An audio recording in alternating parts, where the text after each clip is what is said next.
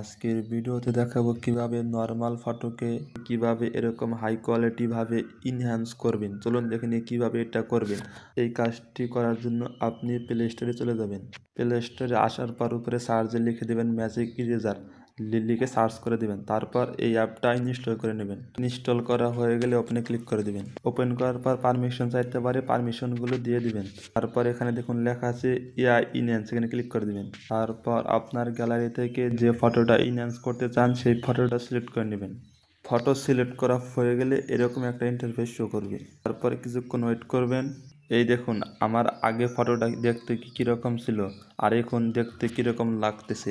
দেখুন ফটোটা কত হাই কোয়ালিটি ইনহ্যান্স হয়েছে। দেখুন একটুও ফাটে না।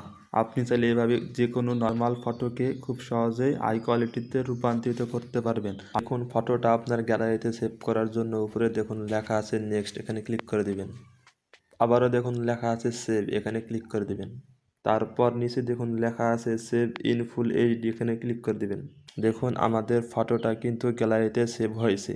আজকের ভিডিওটি এ পর্যন্ত। যদি ভিডিওটি থেকে আপনার সামান্যটুকু উপকার হয়ে থাকে তাহলে একটি লাইক দিন, আর এরকম ভিডিও পেতে আমাদের চ্যানেলটি সাবস্ক্রাইব করে থাকুন।